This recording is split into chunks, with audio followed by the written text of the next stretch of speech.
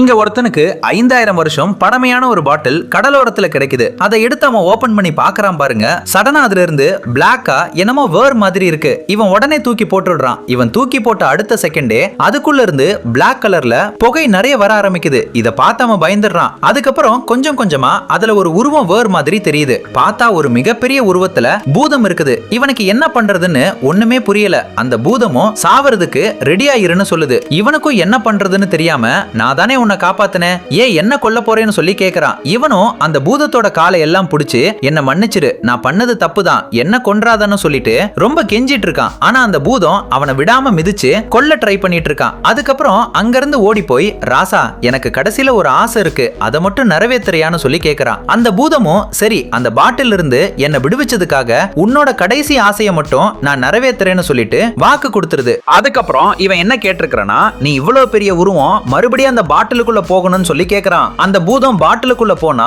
அடுத்த செகண்டே இவன் தூக்கி போட்ட மூடியை எடுத்துட்டு போய் அந்த பாட்டிலை க்ளோஸ் பண்ணிடுறான். அதுக்கப்புறம் உன்னை விடுவிச்சா நீ என்னையே கொல்ல ட்ரை பண்றியா, மறுபடியும் நீ 5000 வருஷம் பின்னாடியே போன்னு சொல்லிட்டு அந்த பாட்டில தூக்கி வீச பாக்குறான். ஆனா அந்த பூதம் இப்ப இவன் கிட்ட கெஞ்சிட்டு இருக்கு, நான் தெரியாம தப்பு பண்ணிட்டேன், என்ன மன்னிச்சிடு, என்ன பாட்டில்ல இருந்து விடுவி அப்படின்னு சொல்லி கேட்டுட்டு இருக்கான். ஆனா இவன் நான் மறுபடியும் உன்னை வெளியே விடுவிச்சா நீ வெளியே வந்து என்ன கொன்னுடுவேன்னு சொல்றான். அந்த பூதமும் நான் உன்னை ஒன்னும் பண்ண மாட்டேன்னு சொன்ன உடனே அடுத்த செகண்டே இவனும் ஓபன் பண்ணிடுறான். அது வெளியே வந்து இவனோட கால்ல விழுந்து மன்னிப்பு கேக்குது. அதுக்கப்புறம் இவன் அந்த ஜீனி கிட்ட என்ன கேக்குறான்னா, ஃபர்ஸ்ட் என்னோட முதல் ஆசையை நிறைவேற்றி வைன்னு சொல்லி கேக்குறான். என்னன்னா எனக்கு ரொம்ப பசிக்குது, இப்போ எனக்கு சாப்பிடுறதுக்கு ஏதாவது வேணும்னு சொல்லி கேக்குறான். உடனே அந்த ஜீனி ஏதோ ஒரு மந்திரம் போட்டு சாப்பாடு எடுத்துட்டு வந்துருது. இவனும் அந்த ஜீனியோட கையில ஏறி அந்த ஃபுட் எல்லாம் நல்லா சாப்பிட்டதுக்கு அப்புறம் என்னோட செகண்ட் ஆசை என்னன்னா, ஒரு பெரிய கோயில் இருக்கு, அந்த கோயிலுக்குள்ள ஒரு பெரிய சிலை இருக்கு, அந்த சிலையில ஒரு ரெட் கலர்ல ஒரு டைமண்ட் இருக்கு, அதாவது எனக்கு வேணும், எப்படியாவது எடுக்க ட்ரை பண்ணு அப்படின்னு சொல்றான். இந்த ஜீனியும் சரி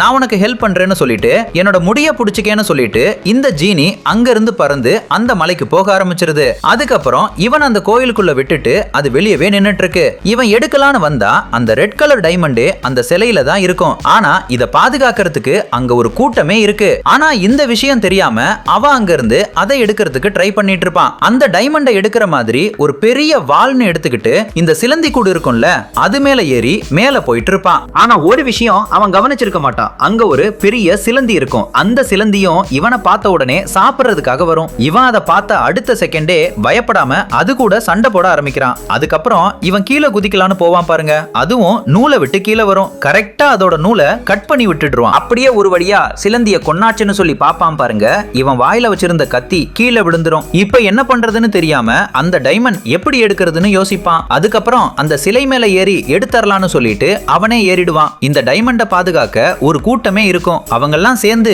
இவனை கொல்லலான்னு ட்ரை பண்றதுக்குள்ளது இவன் அந்த டைமண்டை எடுத்துருவான். உடனே அங்க இருந்த எல்லா இடமுமே இருட்டாயிடும். இவன் அந்த டைமண்டை எடுத்துட்டு கோவிலோட வாசலுக்கு வந்துருவான். ஆனா அதை ஓபன் பண்ணணும்னா அந்த பூதத்தால தான் முடியும். இந்த சவுண்ட் கேட்டு அந்த பூதமும் அதை ஓபன் பண்ணி இவங்க வெளியே வந்துடுறாங்க.